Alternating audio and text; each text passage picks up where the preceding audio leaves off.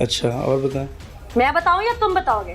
क्योंकि मासूफ ने निकाह रजिस्टर्ड नहीं करवाया था और उस लड़की को थाने जाकर ये कहना पड़ा कि मेरे साथ रेप हो रहा है। मेरी बात सुने, वो तवाइफ भी होती ना तो उसे आप 1 साल देते अपनी जिंदगी में ढलने के लिए, 1 महीना ना दिया आपने, कहाँ पे जस्टिफाई करेंगे अपनी बात को? अब आप मेरी बात भी सुनेंगी? वो अपनी बेटी को साथ लेके क्यों फिर रही है? वो उसका जब उसकी बेटी का काम दफ्तर में है ही नहीं तो वो क्यों लेके आती? क्यों कोई भी नहीं नजर रखेगा? डीसी साहब आप सुन रहे हैं? हाँ, डीसी साहब सुन रहे हैं। मुझे मार दें यार, फायर मार दें, मुझे मार दें यार, फायर मार दें, मुझे मार दें यार, फायर मार दें। खातून आई थी आपके पास, शमीम बीबी जी। कितने अरसे से आ रही थी? ये तकरीबन 3-4 साल से आ रही हैं। 3-4 साल से आ रही हैं। हाँ जी। शमीम बीबी तुम्हारे पास चल के आती हैं और तुम उनसे उनकी 17-18 साल की बेटी से ताल्लुक बनाने का कहते हो और उस पर तुम निकाह की डिमांड करते हो और 1 माह के बाद उस 18-19 साल की लड़की को तुम तलाक दे देते हो। अच्छा, और बताएं। मैं बताऊं या तुम बताओगे? मैंने बकायदा उससे निकाह किया। जहाँ तक मेरे इल्म में है कि आपने उस निकाह को रजिस्टर्ड ही कभी नहीं करवाया था। रजिस्टर्ड था बाकायदा, और उसने उसके बाद उन्होंने मेरे ऊपर 24A की रिट भी दायर की थी जो कि अदालत ने खारिज की, क्योंकि मासूफ ने निकाह रजिस्टर्ड नहीं करवाया था और उस लड़की को थाने जाकर ये कहना पड़ा कि मेरे साथ रेप हो रहा है। तब ये मासूफ एक निकाहनामा उठाते हैं और थाने आते कहते हैं मेरी बीवी है, जहां पर उस लड़की को वो सबूत मिलता है कि ये मेरा खामद है। दुनियावी तौर पर उन लोगों में सुर्ख होती है कि ये शख्स मेरे घर मुझे रखेल बनाकर नहीं, मैं बड़ा खुला लफ्ज बोल रही हूँ, मैं इसकी बीवी थी, वो 17 साल की बच्ची थी। और ऐसी लड़कियां ही तवाइफ माँ के पेट से नहीं पैदा होती, तवाइफ मुआशरा पैदा करता है। और आज वो एक ऐसे गैंग का हिस्सा है जो लोगों को बर्बाद कर रहा है।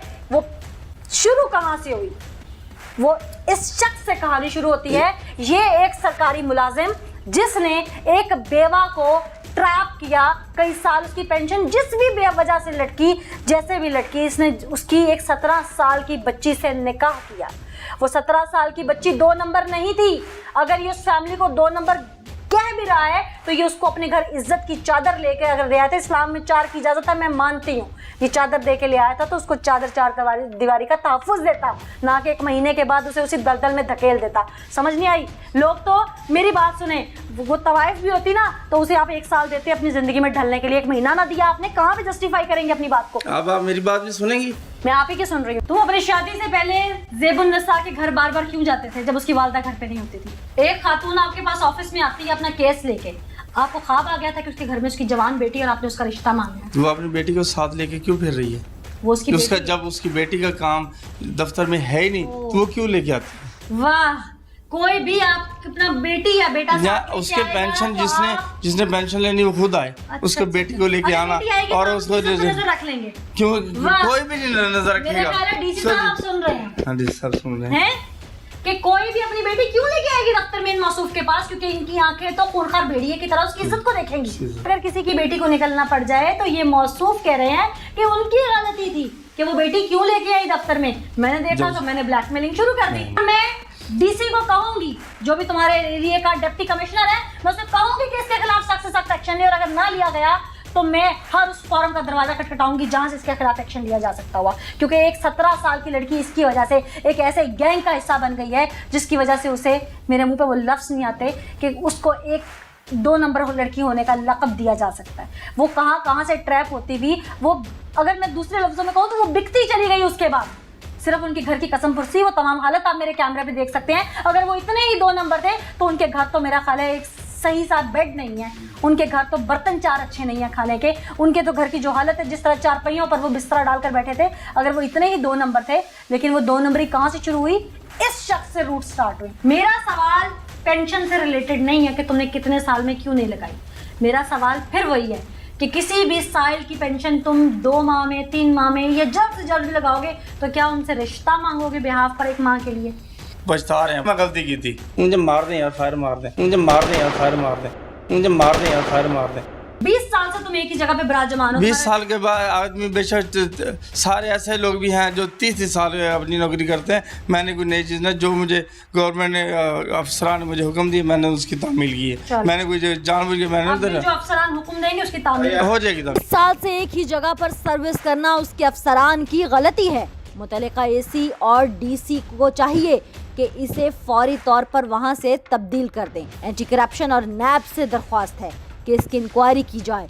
हमारे ज़राए के मुताबिक इसकी 4 अदद कोठियाँ बहावलपुर, 2 अदद स्कूल वैन्स और 3 अदद कारें, 12 एकड़ ज़रई ज़मीन और लाहौर डिफेंस में भी 1 कोठी है। क्या क्लर्क रैंक के बंदे के पास इतने सोर्सेज हो सकते हैं कि वो ये सब बना सके? मरियम नामी दुख्तर असलम, उसने एक FIR करवाई है और तुम अपना जाके उनसे जो भी है सेटलमेंट कर लो। किस चीज़ की FIR करवाई है? कि भाई तुमने उसे अगवा करके और तना किया, उसके साथ बात करके फिर मुझे बताओ, नहीं तो मैं तुम्हें पर्चा दे दूंगा और तुम्हें उठा लूंगा। सिविल लाइन ले जाके इन्होंने मुझे हवालात में डाला और मैंने अपने कुछ दोस्तों को बुलाया। वो आए, उन्होंने कहा, उनसे बातचीत की। इन्होंने उस टाइम हमें 80 लाख रुपए की डिमांड की कि भाई 80 लाख दे दो आप, तो हम आपके लड़के को रिलीफ खर्चा खारिज करवा देते हैं। किसने डिमांड की 80 लाख की? उसके बाप ने, असलम ने, पहले सबसे पहले उसने हमें बात की, फिर उससे असलम ने हमें कहा जी आपके पास 80 लाख थे, आप अंदाजा था उन्हें?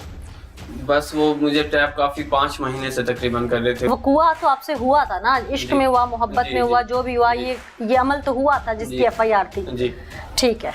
तो जबरदस्ती कुछ इस तरह नहीं हुआ था। उसने पहले ही मैसेज पे भी सब कुछ उसने एग्री कर लिया था। पहले बात थी मेरी उससे, अभी मैसेज है मेरे पास, सब कुछ उसका रिकॉर्ड भी है। अच्छा जी, तो उसने मुझे साथ कुछ ओके किया, फिर मैंने जो है ना, हमने ऐसे इस तरह किया और चले गए। फिर बाद में जो है ना, फिर असलम से हमें एक नई नामी वकील था, उसका राब्ता हुआ। उसने कहा जी हाँ जी, जो करूँगा मैं करूँगा। वो किसका वकील था? वो इनकी लड़की वालों का वकील था, नहीं ना। हम उनको 15 लाख रुपए तक ले आए थे, भाई हमसे 15 लाख ले लो, क्योंकि मेरे भाई की उस टाइम मेरे अरेस्ट होने से उसकी तबीयत बहुत ख़राब हो चुकी थी। तारिक नामी बंदा था, वो भी इनको बुलाता रह गया कि भाई ये मेरे पास लड़की है पड़ी, तुम मेरे पास आ जाओ। तारिक कौन था? तारिक लाहौर का, रमजान जानी नाम है उसका, सिविल लाइन में उसकी वो थी। कौन था वो? पुलिस वाला था। अच्छा, आपके केस का तफ्तीशी था? मेरे केस का आईओ था जी।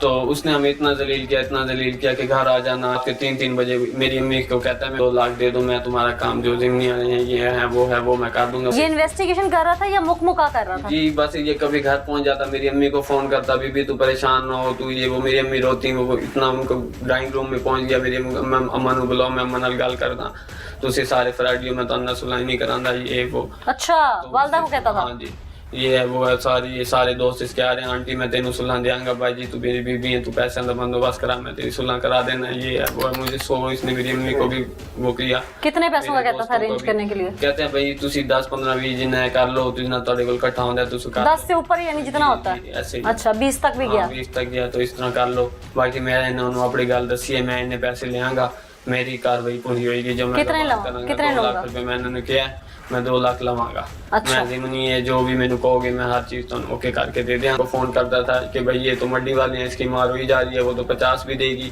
तू तेरे पास भेज रहा हूँ, तूने नहीं मानना। ये उनको फिर इस तरह ब्रीफ कर देता था। फिर इसने ऐसे हमें कंफ्यूज करके आखिर इन्होंने हमें जेल पहुंचा दिया।